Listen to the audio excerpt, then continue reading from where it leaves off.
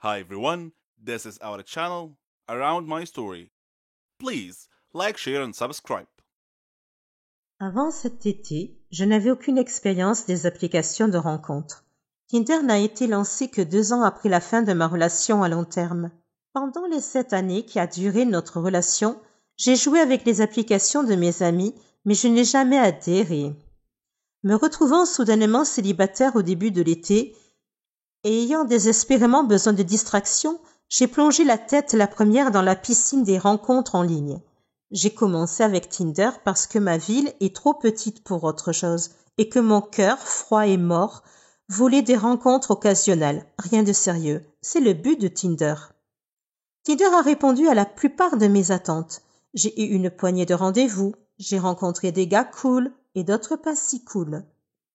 Et j'ai traîné avec quelques personnes vraiment intéressantes, comme un DJ radio qui gère une entreprise de mariage à côté.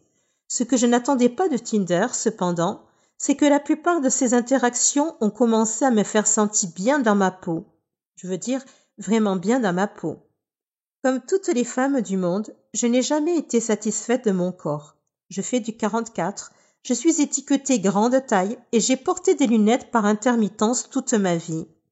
Lorsque je sors avec mes amis, je ne suis jamais la fille que l'on drague, avec qui on flirte. Depuis que j'ai atteint la puberté et que j'ai pris conscience de la différence entre ce qui est attirant et ce qui ne l'est pas, j'ai toujours pensé que je jouais le rôle de la grosse amie, qui se contente de rester assise et de sourire. Bien sûr, j'ai eu des petits amis, mais ils ont toujours été mes amis avant tout. Alors quand ils me disaient « tu es magnifique », ce que j'entendais c'était « je t'ai trouvé magnifique seulement après avoir appris à te connaître ». Je n'ai pas tout de suite pensé que tu étais jolie.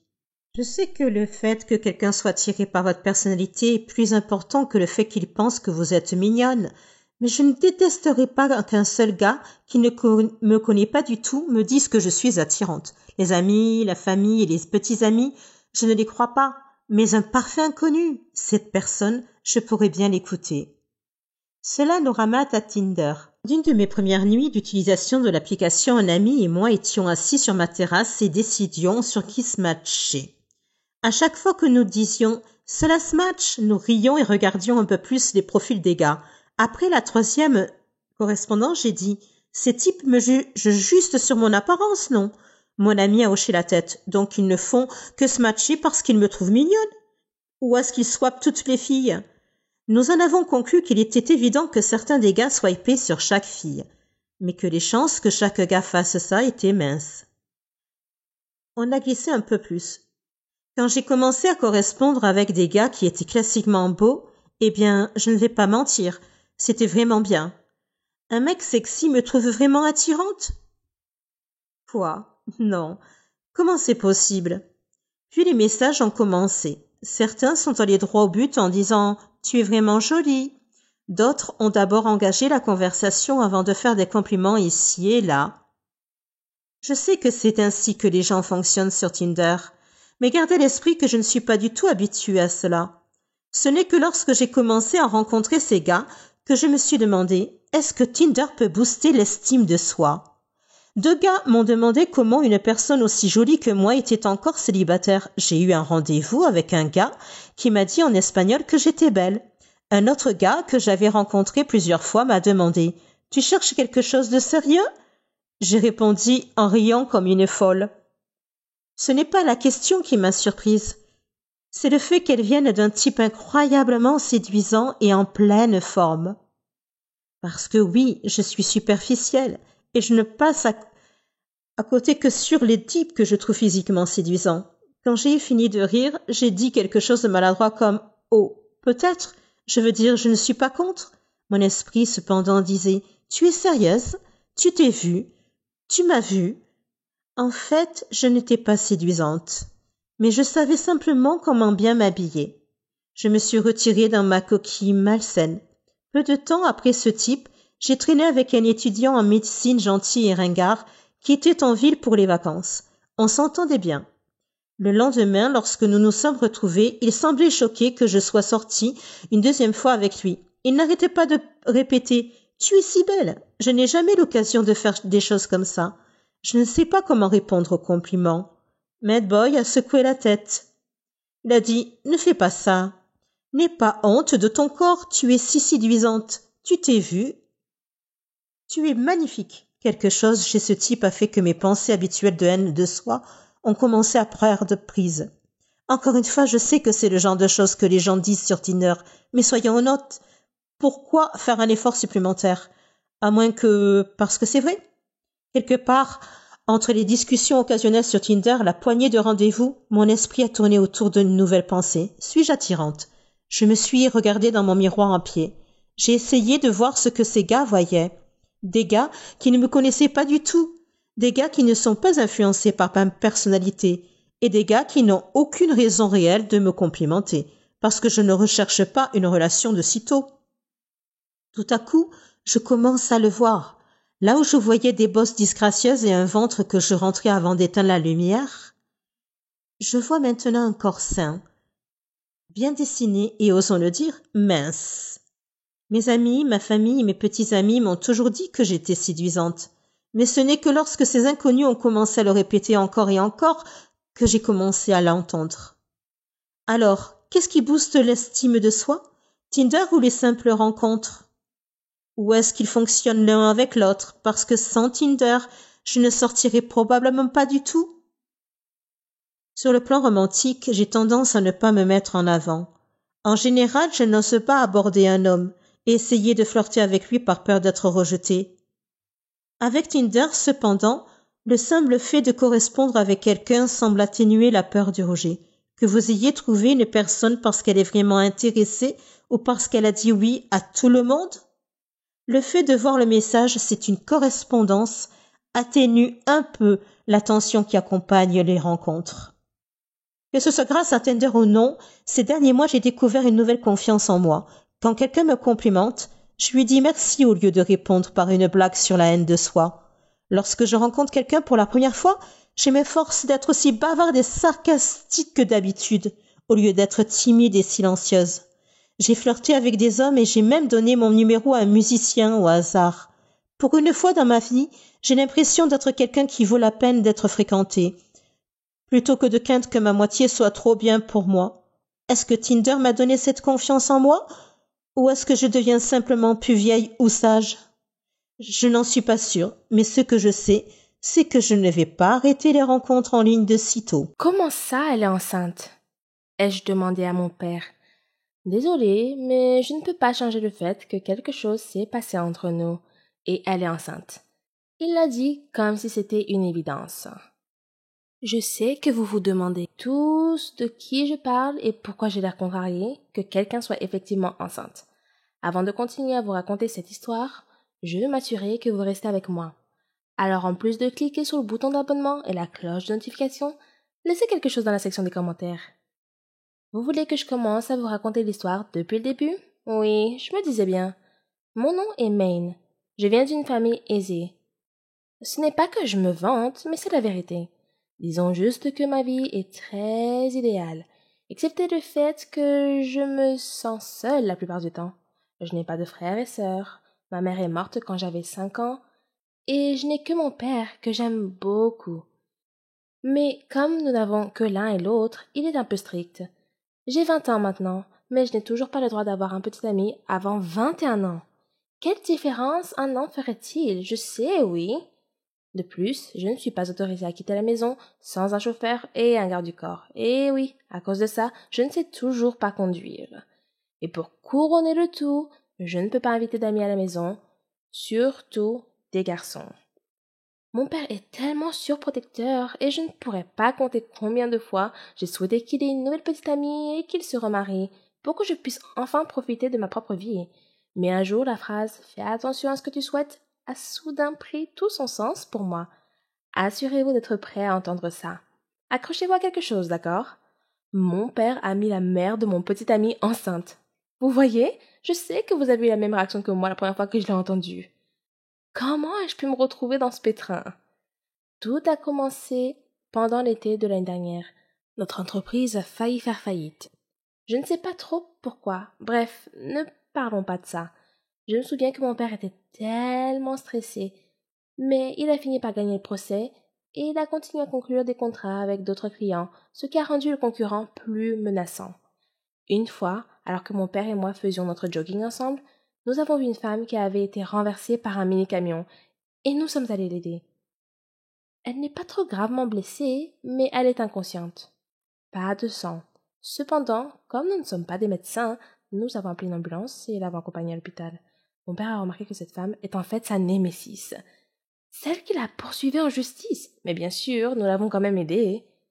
Nous avons laissé la femme quand les médecins nous ont assuré qu'elle allait s'en sortir. Nous avons aussi appelé sa famille avant de partir.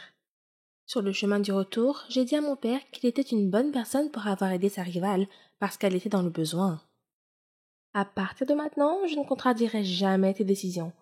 Je vais commencer à me renseigner sur notre entreprise, lui ai-je dit avec un sourire. Tu es sûr de ça? Tu n'as plus le droit de changer d'avis, a-t-il dit avec une étincelle dans les yeux. Oui, je te le promets, ai-je répondu fermement. Je sais que cela signifierait moins de sorties et moins de temps de shopping avec les amis, et qu'il pourrait me réserver un voyage à l'étranger pour des séminaires et des cours intensifs qui pourraient durer 1 an, mais cela ne me dérange pas. Je sais que je serai un jour le PDG de notre entreprise, et que cela ne peut pas faire de mal de commencer tôt. Une semaine plus tard, alors que j'étais en train d'être formée par l'assistante de direction de mon père dans nos bureaux, j'ai vu une femme à la tenue intimidante débouler dans la zone de réception. Elle me semblait familière. Alors je me suis excusée et je me suis approchée d'elle pour entendre ce qu'elle demandait à la réceptionniste. « Je cherche Léo. Est-il ici ?» demanda la femme d'une manière directe. J'ai vu comment la réceptionniste était interloquée. « Avez-vous un rendez-vous, madame ?» demanda la réceptionniste. Je l'ai regardée attentivement et j'ai réalisé qui elle était. C'était la femme qui a eu un accident, la concurrente de mon père. Je ne sais pas ce qui m'a poussée à lui parler, mais « Bonjour, comment allez-vous? Ça va bien ?» lui ai-je demandé sincèrement. Elle m'a rendu l'appareil avec un sourire sincère et m'a dit « Bonjour, je vais bien maintenant, je vous remercie, mais est-ce que je vous connais ?»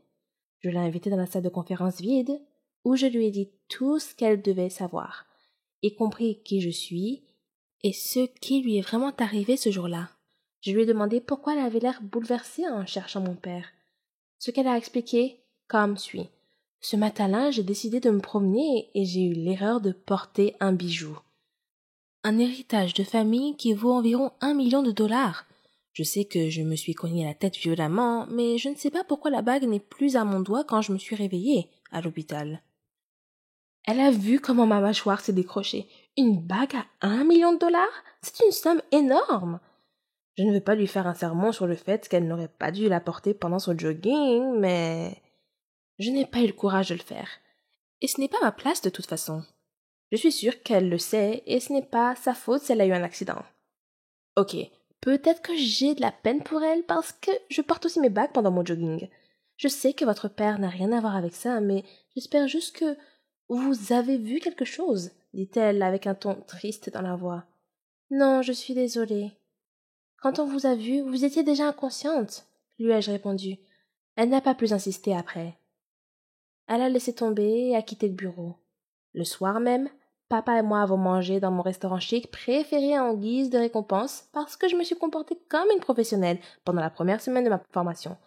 Je suis sûre que ta mère serait fière de toi, a-t-il dit, et son expression faciale est passée de l'extase à la tristesse. Elle te manque toujours, ai-je demandé. Tous les jours, il répondit avec un demi-sourire.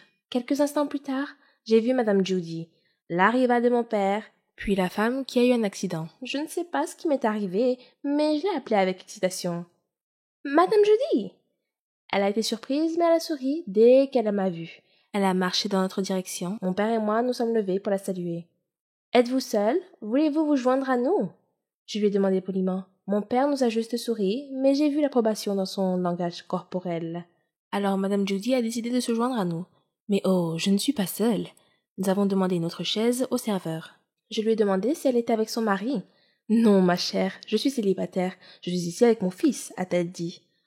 Oh, il est là, dit-elle en regardant l'entrée du restaurant. Vous connaissez ce moment dans les films où vous voyez un gars vraiment sexy et grand et où soudain tout est au ralenti? Ouais, ça m'est arrivé. J'étais dans les nuages pendant 30 secondes. J'étais juste en train de le fixer.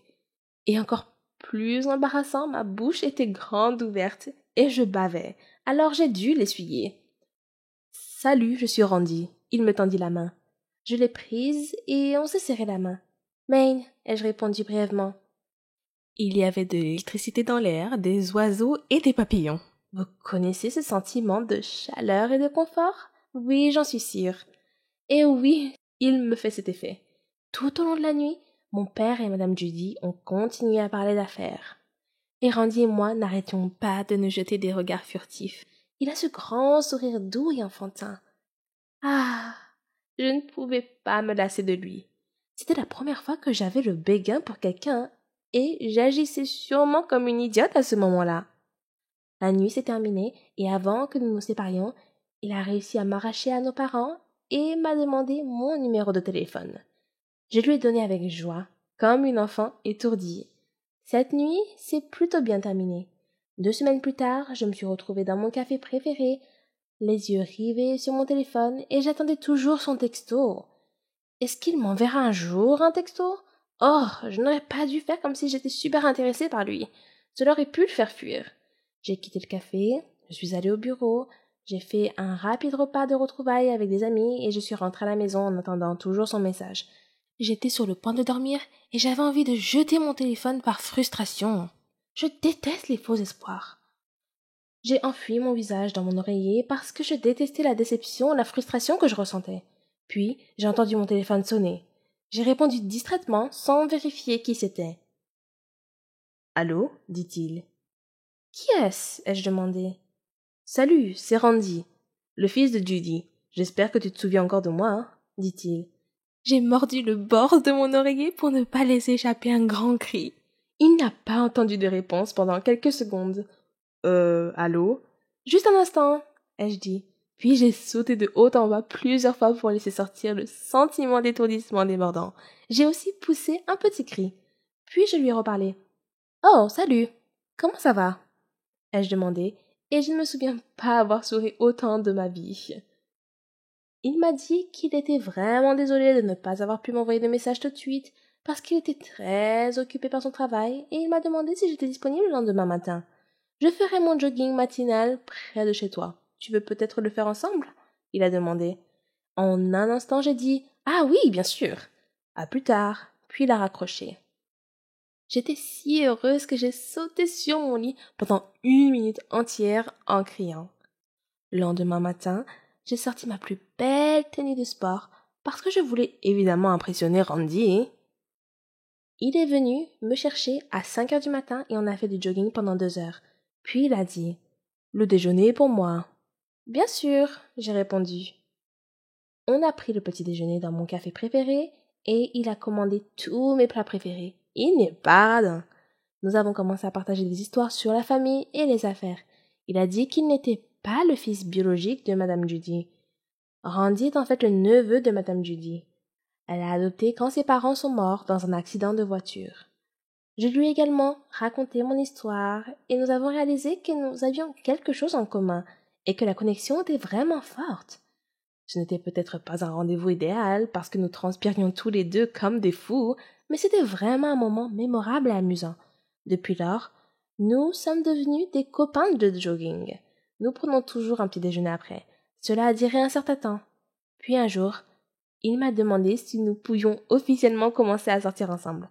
Je lui ai dit que nous pouvions sortir ensemble, mais que nous ne pouvions pas encore le dire à mon père parce qu'il paniquerait.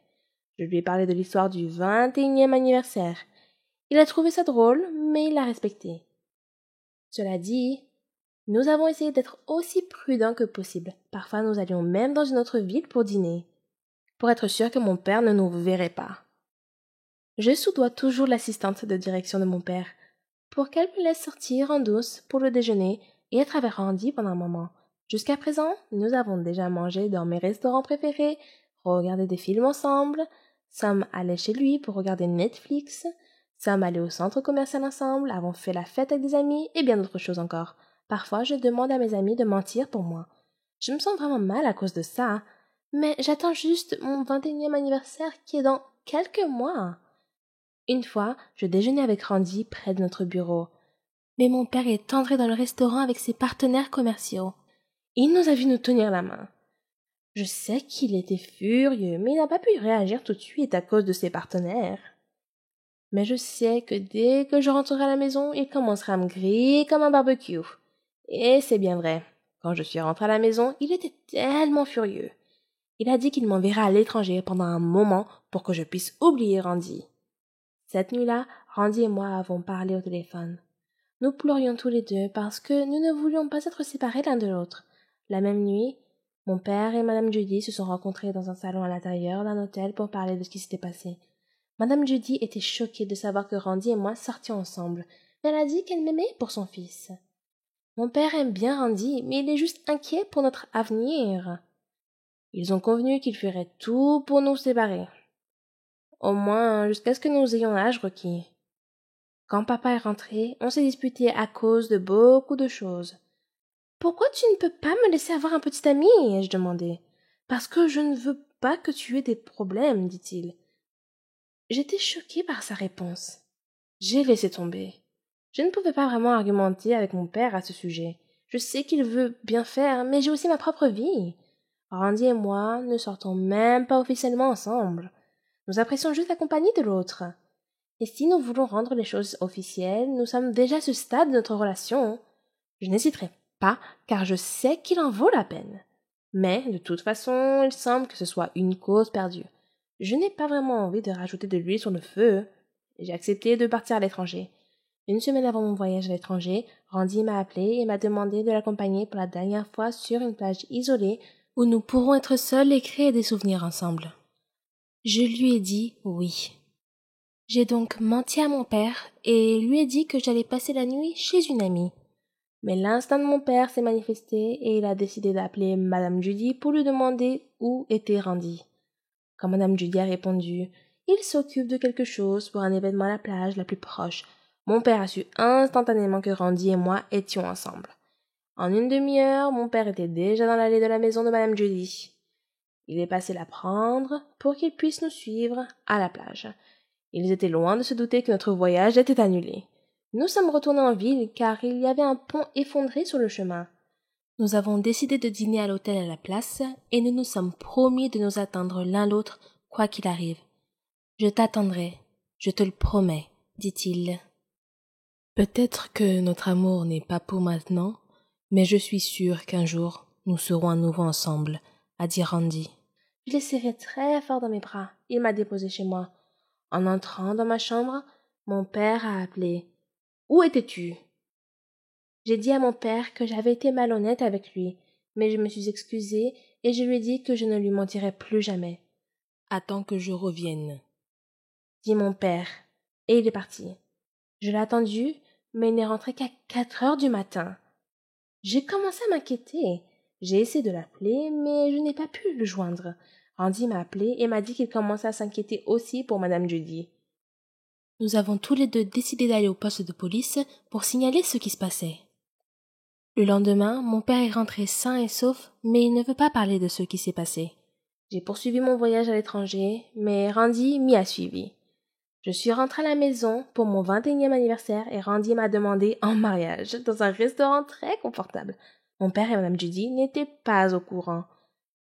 Je sais qu'ils seront choqués par cette nouvelle, mais ce n'est peut-être pas ce qu'ils veulent pour nous, mais c'est comme ça. Mais quelque chose d'étrange s'est produit. Mon père a appelé et a dit que je devais demander à Randy de venir. J'étais très excitée et j'ai dit à Randy que c'était peut-être le bon moment pour lui parler de nos fiançailles. Quand je suis rentrée à la maison, je souriais d'une oreille à l'autre, mais les visages de mon père et de Madame Judy étaient empreints d'obscurité. Randy et moi étions si inquiets pour eux. Elle est enceinte de 2 mois, annonça mon père en parlant de Madame Judy. J'étais choquée et Randy a demandé qui était le père du bébé. C'est moi, répondit-il. Randy et moi nous sommes regardés et j'ai su que nous avions la même chose en tête. C'est impossible. On ne peut pas être frères et sœurs. On vient de se fiancer. Mon père a commencé à raconter l'histoire de ce qui s'est passé. La nuit où nous étions censés partir, ils nous ont suivis et se sont retrouvés en rade. Alors, ils ont décidé de s'installer sur une plage isolée. Ils ont commencé à partager des histoires. Mon père a appris que Mme Judy n'avait pas pu se marier et avoir un enfant à elle à cause de l'amour qu'elle porte à Randy. Elle a consacré tout son temps à l'élever. Mon père a également partagé les mêmes sentiments. Il a dit qu'il n'a jamais pensé à se remarier quand ma mère est morte, parce qu'il ne veut pas me faire sentir plus seule. Puis la nuit est arrivée, et une chose en entraînant une autre. À ce moment-là, Madame Judy était enceinte de 2 mois. Je pensais que Randy et moi serions ceux qui demanderaient l'approbation de nos parents pour le mariage. Mais c'est drôle, c'était en fait le contraire. Randy et moi avons abandonné notre amour pour les personnes qui nous aiment le plus. C'est à leur tour d'être heureux. Nous nous aimons toujours, mais nous ne voulons pas gâcher notre arbre généalogique. Alors nous avons décidé de ne pas poursuivre les sentiments que nous avons l'un pour l'autre. La bague que Randy m'a achetée, eh bien, nous avons laissé Madame Judy l'avoir comme bague de fiançailles. Je suppose que ce serait le nouvel héritage de la famille. 1 an plus tard, mon père et Madame Judy se sont mariés, et j'ai finalement eu un frère. Un mignon petit garçon que j'aime. À l'âge de 15 ans, je m'occupais de ma mère malade, de mon père alcoolique et de mon jeune frère. Je travaillais dans une pizzeria pour que ma famille ait de quoi manger. Ma mère souffrait d'une maladie mentale. Ses hallucinations étaient effrayantes. Parfois, elle détruisait des choses dans la maison. Mon père se rendait physiquement malade en buvant trop. Il était souvent en retard au travail et sa vue se détériorait. Je devais m'occuper de mon frère de 6 ans. Je restais éveillée la nuit et lorsque je m'endormais enfin, je faisais des cauchemars dans lesquels je voyais mon père mourir ou mon frère être emmené. Pour faire face au stress, j'ai commencé à faire des choses comme mon père à l'automne de ma première année de lycée. Cela a détendu tous les muscles de mon corps. J'ai bien accueilli l'engourdissement, mais mon père n'en a pas fait une bonne image. J'ai donc arrêté et essayé une autre drogue à la place. Un jour, au printemps de ma première année, mon ami m'a offert une pilule. J'ai hésité, puis j'ai accepté. 20 minutes plus tard, je me sentais heureuse et légère, comme si mon corps était un nuage. Tout le stress et les soucis concernant ma famille ont disparu pendant des heures. Après cette seule pilule, j'en voulais plus. Mon ami connaissait un dealer, alors je lui donnais l'argent et il m'en donnait plus. Ces pilules n'étaient pas bon marché et mon salaire de la pizzeria n'était pas suffisant. J'ai demandé à mon ami « Tu connais quelqu'un qui pourrait me trouver un meilleur emploi ou autre chose ?» Il m'a répondu « Pas vraiment. J'ai quelqu'un qui pourrait probablement t'aider, mais ce n'est pas exactement un travail légal. » Je savais qu'il faisait référence au dealer. J'avais besoin d'argent. Quelques jours plus tard, j'ai rencontré Victor, le dealer, devant sa maison. Il m'a invité à entrer. Sa maison était faiblement éclairée, mais beaucoup plus belle à l'intérieur qu'à l'extérieur. Victor m'a dit de m'asseoir. J'ai essayé d'être confiante et lui ai dit que je cherchais à gagner de l'argent. Il a acquiescé. Comme vous êtes un client fidèle, je vais vous proposer quelque chose. As-tu déjà vendu avant ? Mes yeux se sont élargis et mon cœur a sauté un battement. Non. Il a hoché la tête et m'a tendu un sac en disant comme test.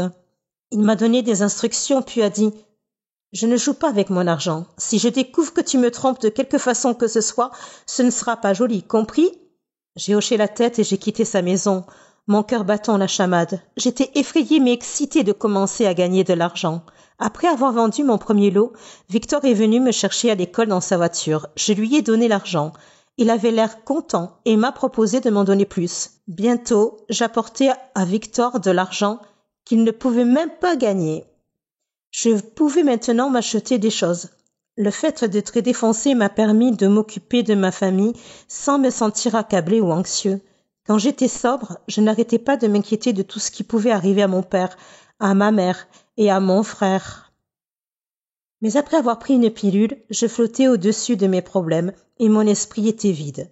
Les pilules m'ont même aidé à échapper au cauchemar. Bientôt, j'avais besoin d'une pilule toutes les quelques heures. Si je n'en prenais pas, j'avais des douleurs dans tout le corps et de graves maux de tête. Pendant ma première année de lycée, certains de mes amis d'enfance ont commencé à s'inquiéter de mon attitude suspecte. À l'extérieur, je souriais et rassurais mes amis. À l'intérieur, j'avais honte. Allais-je vraiment comme mon père et me détruire comme ça? Mes parents n'ont pas remarqué ou ne se sont pas souciés de ce que je faisais, même lorsque je prenais une pilule devant eux. Un jour, je me suis évanouie à la maison. Je me suis réveillée couvert de vomi sur le sol de ma chambre. Ma mère est entrée dans la pièce et m'a regardée. Elle n'a pas dit un mot, elle est juste sortie. Je m'attendais à ce qu'on me crie dessus, pas à ce silence froid. C'était mon pire moment, allongé dans mon vomi, avec ma mère qui semblait indifférente. J'ai réalisé que j'étais seule. J'étais la seule à pouvoir prendre soin de moi, et je devais m'arrêter. Mais les symptômes de manque étaient si forts que je ne pouvais pas passer une journée sans prendre une pilule. J'ai appelé mes grands-parents au début de ma première année et je leur ai demandé de venir chercher mon petit frère pour vivre avec eux, et ils ont accepté. Pendant cette période, je me défonçais encore beaucoup, mais j'ai réussi à prendre la décision la plus intelligente de ma vie. J'étais fière d'avoir sorti mon petit frère de ce pétrin. Au début de ma dernière année, je travaillais toujours à la pizzeria et je dînais toujours pour Victor. Mon père était physiquement malade et ma mère était déconnectée de la réalité. Une nuit, environ 1 an après le départ de mon frère, la clarté est venue alors que j'étais allongée en silence dans ma chambre. J'allais passer mon baccalauréat le semestre suivant et je devais faire face à l'avenir. Mes grands-parents étaient âgés. Qu'arriverait-il à mon frère une fois qu'il serait parti? Que m'arriverait-il si je continuais à prendre des pilules? Moi seule pouvais changer ma vie. Je savais que j'étais dépendante et que la première étape pour devenir sobre était de me l'avouer. J'ai pensé à toutes les décisions stupides que j'avais prises. J'aurais pu simplement rester à l'écart. Mais maintenant, 3 ans plus tard, cette honte me titille parfois et me rappelle que je ne veux jamais y retourner. Puis, en octobre de ma dernière année, j'ai agi. J'ai vendu mon dernier lot, j'ai donné son argent à Victor et je lui ai dit que je ne vendrais plus rien. Il m'a laissé partir assez facilement. J'ai cherché les symptômes de sevrage. Je savais que je devrais manquer l'école aussi, parce que j'avais lu que le sevrage physique dure 1 semaine. C'était encore pire que ce que j'avais lu. J'avais mal partout et je me sentais extrêmement faible. Je tremblais et je vomissais plusieurs fois par jour, au point que mon vomi n'était plus que de l'eau. Je transpirais, mais j'avais froid. Je n'avais pas les moyens d'aller dans une cure de désintox. Toute la semaine, je suis restée allongée dans mon lit. J'avais dit à quelques amis proches que j'arrêtais de fumer et que je les appellerais pour leur dire comment je m'en sortais. Ils m'ont dit qu'ils étaient fiers de moi et qu'ils seraient toujours là pour moi. J'ai réalisé que je n'avais pas à affronter mes démons seule. Ma mère continuait à se parler à elle-même dans le salon, tandis que mon père faisait ce qu'il fait toujours. Mais j'avais des amis pour me soutenir dans les moments difficiles. J'ai manqué presque 1 mois d'école et ma moyenne a beaucoup baissé. En fait, ce trimestre-là, j'ai échoué à 2 cours à cause de mes absences.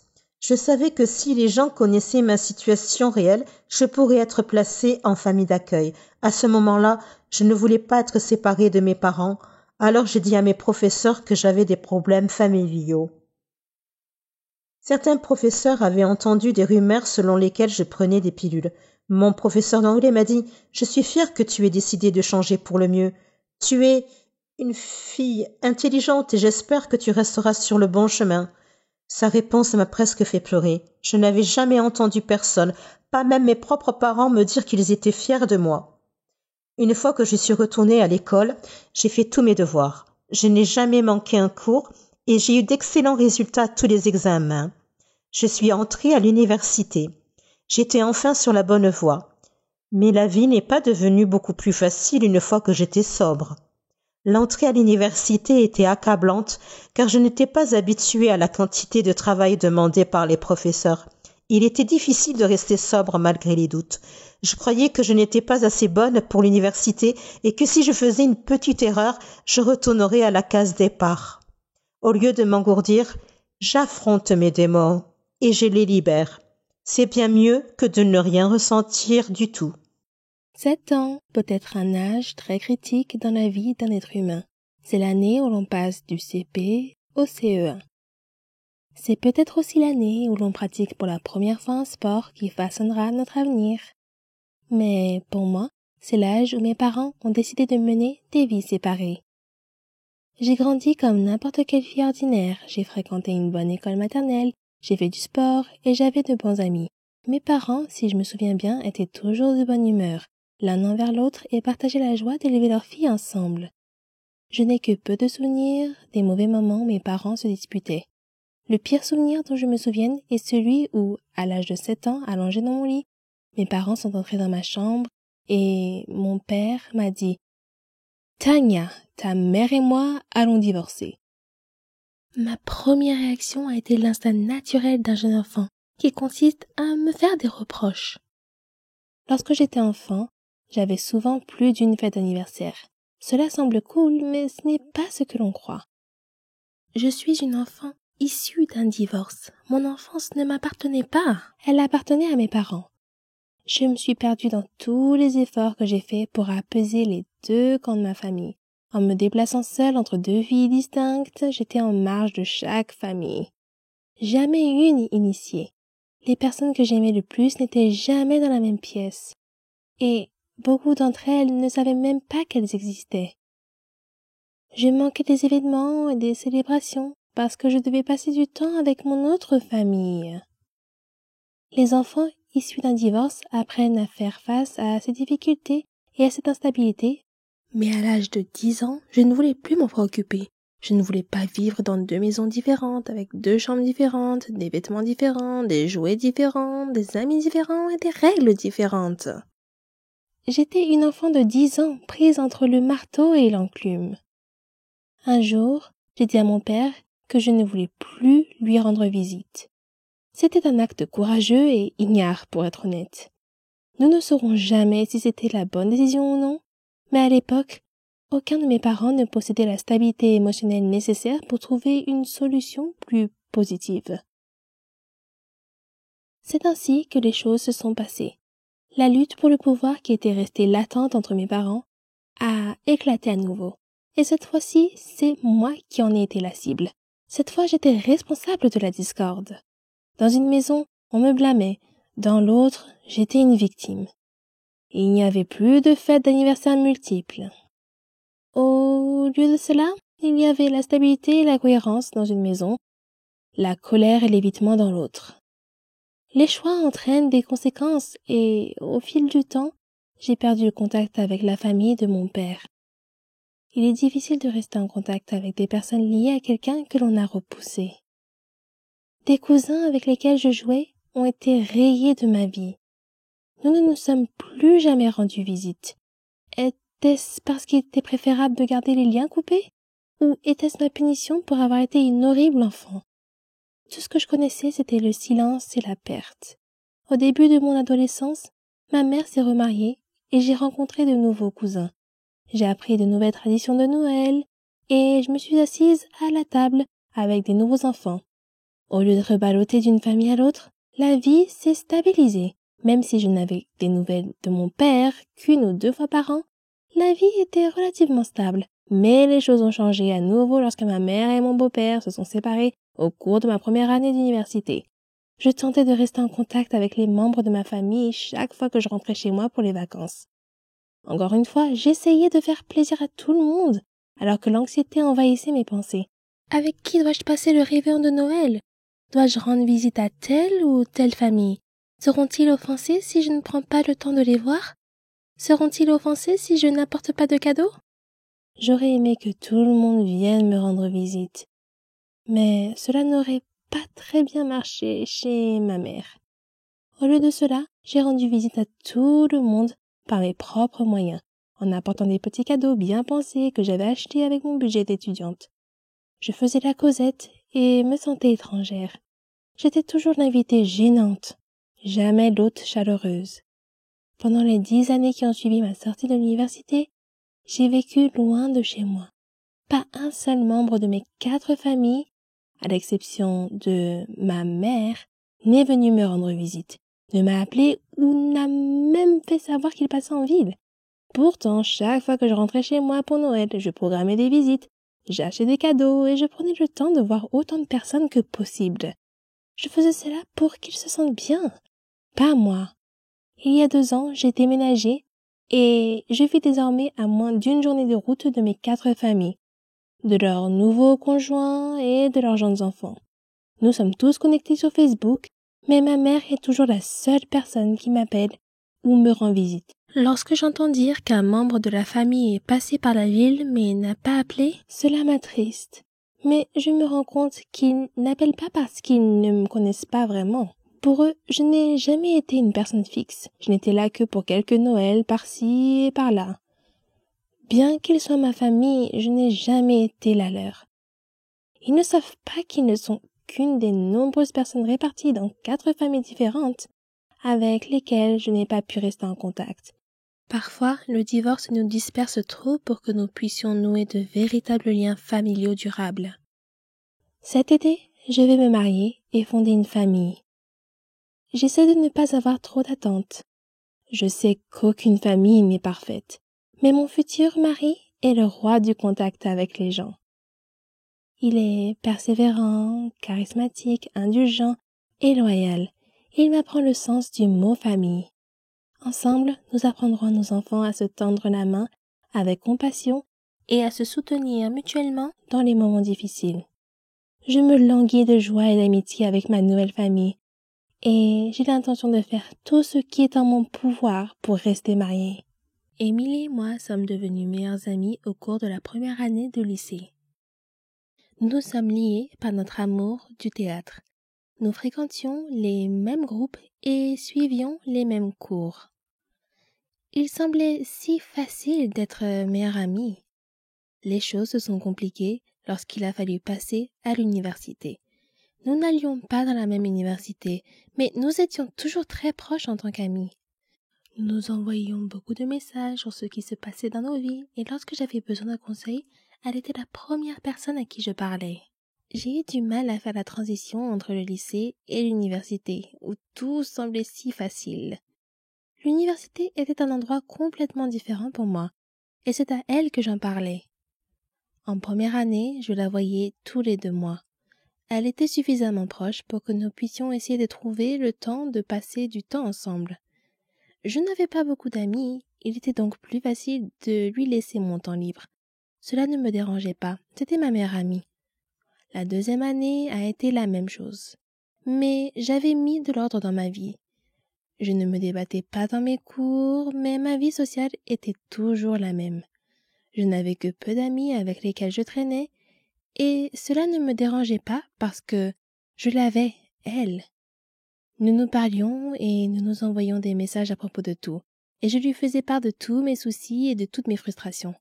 Sans elle, je n'aurais pas survécu à ces 2 premières années. Je ne me souviens pas vraiment de ce qui s'est passé l'été dernier, avant la première année, mais je pense que c'est à ce moment-là que j'ai décidé de sortir de ma coquille et de profiter de mes années d'université. Au début de ma première année, j'ai rencontré de nouvelles personnes avec lesquelles j'ai vraiment apprécié d'être en contact. Ils vivaient dans les dortoirs, dans le même couloir que moi, alors il était facile de passer du temps avec eux, même si c'était jusqu'à 2 heures du matin et que nous avions des cours tôt le lendemain matin. Je leur consacrais plus de temps et je ne me rendais même pas compte que j'avais mis ma relation avec ma meilleure amie entre parenthèses. Je ne l'ai découvert que lorsque j'ai essayé de lui parler et qu'elle ne m'a pas répondu. J'ai appris plus tard par ma sœur, qui était également très amie avec elle, qu'elles avaient parlé du fait que je l'ignorais. Elle m'envoyait des messages et je ne répondais pas. Elle essayait de me parler et j'étais trop occupée. Je ne me souvenais pas avoir fait tout cela. Je pensais que j'étais assez constante et que je répondais toujours. Je m'étais attachée à mes nouveaux amis. Ils faisaient désormais partie de ma vie quotidienne et je l'avais inconsciemment remplacé. Les 2 derniers mois de notre amitié, j'avais essayé de lui parler et d'arranger les choses, mais en vain. C'était la fin du semestre.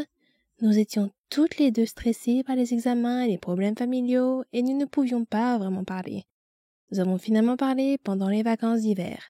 Je n'avais aucune excuse pour ce que j'avais fait et lorsqu'elle m'a appelé, je lui ai dit que je ne voulais jamais la perdre. Notre amitié a pris fin ce jour-là. Je me suis assise dans ma chambre et j'ai pleuré pendant un moment pensant à la personne formidable que j'avais perdue. Je me sentais coupable de ce que j'avais fait. J'étais passée à autre chose sans jamais le lui dire et c'est là que j'ai fait une erreur. Plus tard dans la nuit, j'ai pris la décision de ne plus prendre mes amitiés à la légère, même si elles étaient à distance.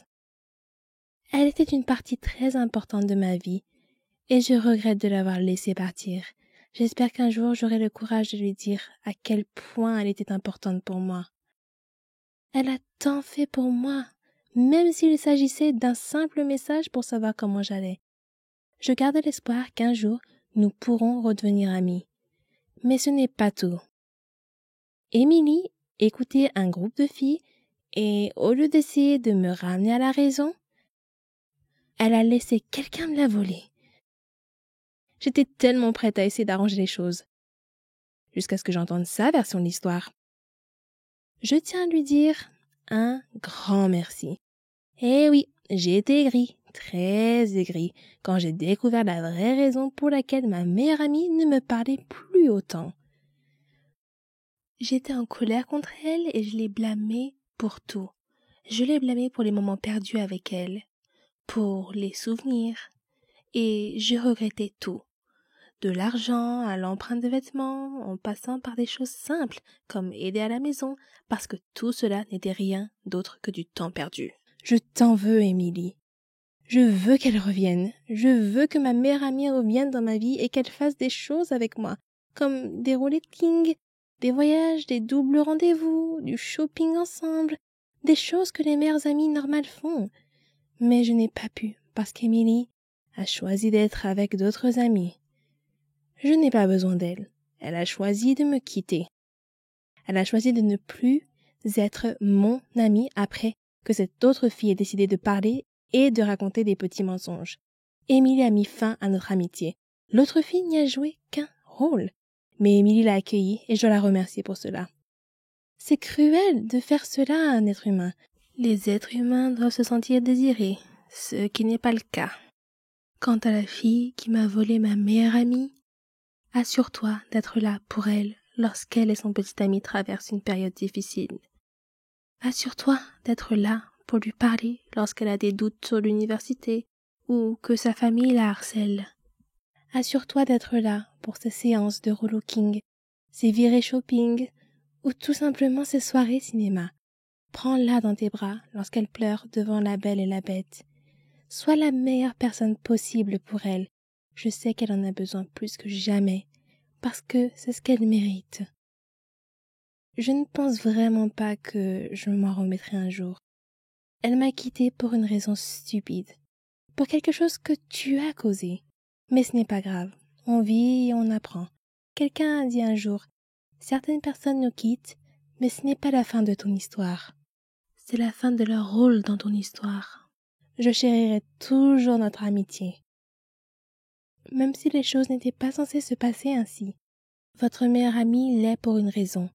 Et cela ne devrait pas se terminer de la même manière que pour moi. Souvenez-vous de tous les moments que vous avez vécus. Parce qu'un jour, vous ne serez peut-être plus les mêmes ou vous passerez à autre chose. Bonjour, je m'appelle Brenda et voici comment je me suis ridiculisée à l'âge de 14 ans. Avant de vous raconter mon histoire, permettez-moi de souligner quelques points. Tous les adolescents éprouvent parfois un peu d'anxiété. Il s'agit en fait d'une réaction normale au stress et cela les aide parfois à faire face à des situations accablantes. Pour beaucoup d'adolescents, des choses comme parler en public, les examens finaux ou même sortir avec quelqu'un peuvent provoquer des sentiments d'anxiété. Pour certains adolescents, cependant, l'anxiété peut aller au-delà de ces symptômes typiques et affecter négativement les relations amicales et familiales, la participation aux activités et même leur travail scolaire. Et ne me faites pas dire qu'être un adolescent ressort du sang du diable. Ok, c'était une blague innocente, mais je le pense vraiment. Donc, j'étais assise en classe, derrière le gars le plus mignon de ma classe. Son nom était Josh. Et je voulais juste lui demander son numéro de téléphone, mais j'étais terriblement timide et j'avais très peur d'être rejetée. Mais le moment du bal de l'école approchait. Je voulais y aller avec lui, mais il n'y avait aucun moyen de le faire en face à face. J'ai essayé de surmonter mon anxiété et je me suis convaincue d'y aller. J'ai débattu avec moi-même pendant un certain temps, manquant la plus grande partie de la leçon en classe de ce jour-là, avant de me décider à lui demander. Je lui ai demandé, et il a accepté. Il a lentement pris mon téléphone, a tapé son numéro et me l'a rendu. Je me suis sentie soulagée, j'avais obtenu le numéro. Je veux dire, j'avais tort, il n'y avait pas de quoi être inquiète. J'avais aggravé la situation dans mon esprit par rapport à la réalité. C'était agréable de réaliser que j'étais anxieuse pour rien. D'en finir et d'avoir son numéro. Je suis rentrée à la maison plus tard ce jour-là et j'étais si excitée d'appeler ou d'envoyer un SMS à Josh. Mais comme je suis timide socialement, j'ai essayé de lui envoyer un message. Mais le message n'a pas été délivré. J'ai vérifié le numéro qu'il m'a donné et j'ai remarqué qu'il comprenait le chiffre 911. Ce qui m'a indiqué qu'il m'avait donné un faux numéro de téléphone pour éviter que je le contacte. Je me suis soudain rendu compte à quel point j'avais agi bizarrement envers lui. Je n'avais pas de grand lien avec ce garçon avant de lui demander son numéro. Il n'y avait pas de relation entre nous. Alors j'ai dû lui faire peur en lui demandant son numéro. Je lui ai également demandé en plein cours en lui tapant sur l'épaule. Il n'y avait rien de naturel ou même de normal dans ma façon de procéder. Je n'ai pas agi de manière immorale, mais c'était terriblement gênant, socialement inapproprié et donc voué à l'échec. La rencontre a été douloureuse, mais je suppose que j'en ai tiré quelques leçons sur la façon de socialiser de manière appropriée.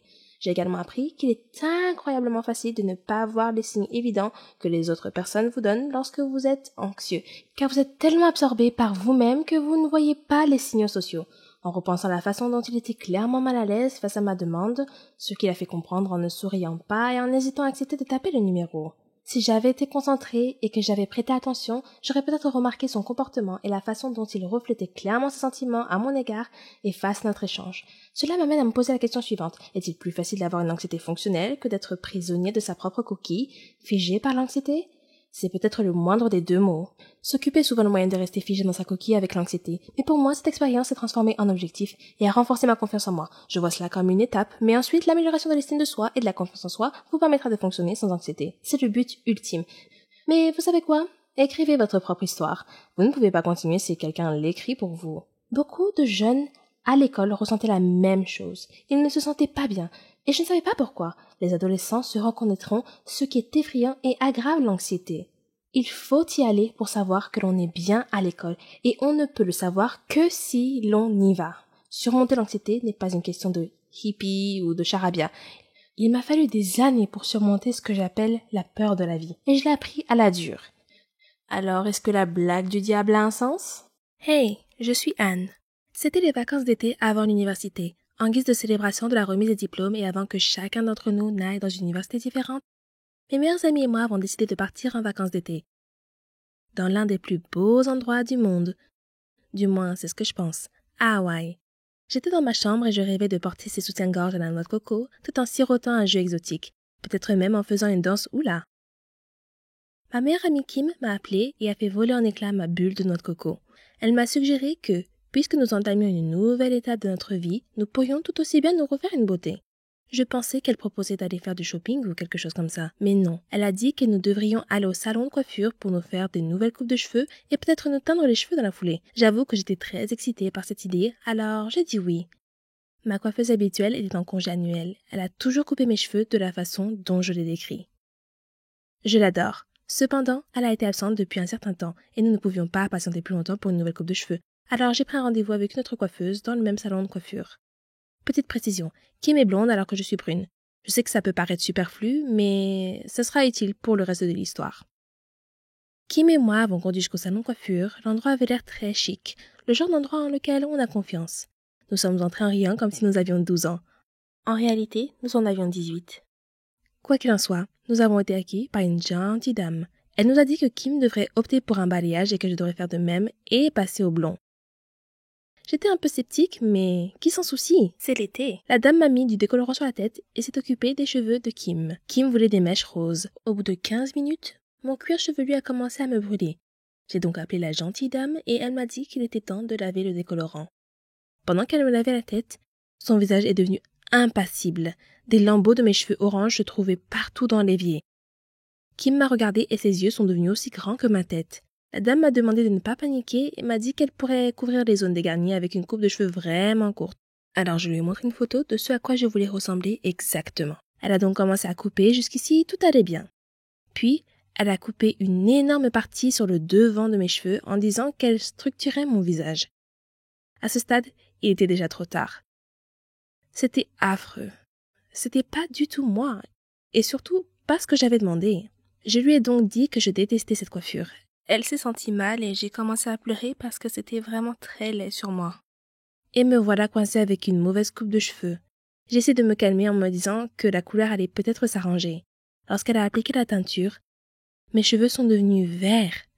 La seule solution était de devenir rousse. Et c'était impossible pour moi. Je n'ai pas le teint d'une rousse. Nos petits amis devaient passer nous prendre au salon, et le simple fait d'imaginer la tête de Nick m'a fait rire et pleurer à la fois. Rachel l'a joué cool, et même son balayage a mal tourné. Mais cet incident était unique en son genre. Je me suis retrouvée avec la couleur de cheveux la plus bizarre qui soit. On aurait dit que j'étais moitié sirène, moitié dragon. Cela ne m'a pas empêché de profiter de mes vacances d'été. En fait, ce fut une bonne source de plaisanterie pendant très très longtemps. Presque toutes les filles rêvent d'être une princesse de Disney, d'être comme Cendrillon qui a épousé le prince, ou Blanche-Neige, la plus belle de toutes. Mon histoire est un peu de ce genre, mais les contes de fées ont généralement une fin heureuse, n'est-ce pas? Mais la mienne... Eh bien, je vous laisse en juger par vous-même. Je m'appelle Rona, et j'ai 17 ans. Je vis avec mes parents et ma sœur Célina. À l'école, j'étais comme une princesse. J'adorais tous mes amis. Et ils m'adoraient. J'excellais dans tout. J'étais la meilleure chanteuse de l'école, j'étais très sportive, et je pratiquais tous les sports. Mon seul défaut était mes cheveux, qui étaient trop frisés et trop moches à mon goût. Je pense que le coiffeur les a appelés bouclés, juste pour réconforter les gens comme moi. Mais frisé n'est pas bouclé. Pas dans mon agenda. J'admets que les cheveux frisés peuvent être attrayants sur certaines personnes, mais le look le plus ravissant pour moi, ce sont les cheveux longs et lisses. De beaux cheveux raides peuvent rendre n'importe quelle fille belle, même si elle n'a pas de beaux traits. Oh, comme j'enviais certaines filles de mon école avec leurs cheveux longs et soyeux. Bien sûr, ma princesse Disney préférée était Réponse. Je rêvais toujours d'être elle. À mon avis, c'était la plus belle princesse de l'univers Disney. Les souffrances qu'elle a endurées et le fait d'avoir finalement obtenu ce qu'elle méritait, sans parler de sa chevelure dorée et soyeuse, bien sûr. La façon dont elle brillait au soleil. Qu'est-ce que je ne donnerais pas pour avoir des cheveux comme ça? J'ai tout essayé pour améliorer mes cheveux. Je les ai shampouinés, mais ils gonflaient comme la fourrure d'un chien poméranien, si vous en avez déjà vu un. J'ai utilisé la crème lissante pour cheveux, mais ils ressemblaient alors à une route pavée avec de la mélasse répandue dessus. J'ai essayé des appareils électriques, mais ils n'ont pas aidé non plus. Ne vous moquez pas de moi. C'est la vérité. Chaque jour, je rêvais d'avoir des cheveux lisses. Puis, un jour, j'ai vu une publicité alors que je discutais avec mes amis. Elle mentionnait un centre de recherche en sciences de la beauté et indiquait que des scientifiques avaient mis au point un nouveau produit, capable de transformer en quelques minutes n'importe quel cheveu, qu'il soit bouclé ou frisé, en cheveux lisses et soyeux. Le centre avait besoin de volontaires pour tester le produit devant un public. Je me suis dit, waouh, mon rêve pourrait bien se réaliser et je pourrais aussi devenir célèbre. J'ai immédiatement envoyé ma candidature. J'ai été sélectionnée parmi 3 autres filles. J'étais un peu inquiète parce que l'expérience m'avait appris que les choses ne se passent jamais comme on l'avait prévu.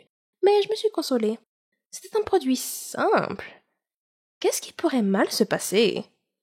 J'ai fait des recherches sur le scientifique qui allait mener l'expérience. C'était un scientifique célèbre dans son domaine. Son nom était Wilfred Johnson. Je suis arrivée au studio, le test en direct serait effectué.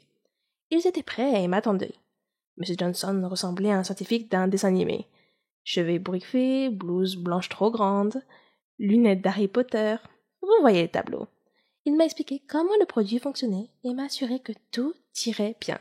Oui, c'est ça. Comme si je n'avais jamais entendu ça avant. Néanmoins, son discours d'encouragement m'a enthousiasmé. Puis sont sortis les documents juridiques, les clauses de non-responsabilité qui disaient qu'ils n'étaient pas responsables des effets secondaires qui pourraient m'arriver en utilisant leurs produits de beauté. Alors je les ai signés. Voyant que j'avais l'air dubitative et inquiète, il a tenté de me rassurer en me disant que c'était la routine et que c'était typique de tous les essais cliniques. Cela ne m'a pas rassurée, mais j'ai quand même décidé d'aller jusqu'au bout. J'avais invité mes amis à venir assister à l'expérience. Elle était organisée comme une grande conférence. En plus de M. Johnson, il y avait des journalistes, des photographes et 2 autres médecins dans la salle. M. Johnson a commencé à expliquer le produit pour le bien du public. Je me tenais à l'écart de la scène en attendant d'être appelé. Enfin, ils étaient prêts pour nous, et nous ont appelés sur la scène, où nous avons pris place dans leur fauteuil de coiffure. Des scientifiques ont mélangé divers liquides multicolores dans des flacons de laboratoire sur une table voisine de la scène. Après quoi, M. Johnson a rempli un flacon pulvérisateur du mélange et s'est approché de moi. Il m'a chuchoté à l'oreille que mon nom entrerait dans l'histoire. Puis, il aspergea mes cheveux avec l'élixir magique que les scientifiques avaient concocté quelques minutes auparavant. J'ai attendu nerveusement. Puis, lentement, mon cuir chevelu a ressenti une sensation de picotement, comme si j'avais été piqué par une centaine de fourmis en même temps. Mais j'étais trop gênée pour le mentionner. Puis la douleur a disparu, et un miracle s'est produit. Mes cheveux sont devenus lisses, comme M. Johnson l'avait promis. Le public a applaudi avec enthousiasme. L'arôme puissant de la réussite financière imprégnait l'atmosphère de la pièce. J'ai touché mes cheveux et je n'arrivais pas à croire à quel point ils étaient merveilleux. J'ai continué à les caresser, si doux, si soyeux, si droits et lisses. Je me suis réjouie. M. Johnson s'est approché du micro, tenant le produit dans sa main, et s'apprêtait à parler, lorsque le public a sursauté. Il regardait dans ma direction. M. Johnson s'est retourné et m'a également regardé. Mes cheveux avaient soudainement commencé à pousser à une vitesse fantastique. Ils sont devenus de plus en plus longs, jusqu'à ce que je ressemble exactement à Réponse. J'ai crié sous le choc. M. Johnson s'est précipité et a appelé à l'aide. Mon visage a pâli et je me suis évanouie. Quand je suis revenue à moi, j'étais allongée sur la scène dans un lit de mes propres cheveux, rassemblés sous moi. J'ai touché mes cheveux et oui, ils étaient encore lisses et soyeux. Mais mon souhait semblait s'être littéralement réalisé. J'étais en effet une réponse des temps modernes. C'est pourquoi j'ai voulu partager mon histoire avec vous aujourd'hui. Faites attention à ce que vous souhaitez. Vous pourriez l'obtenir.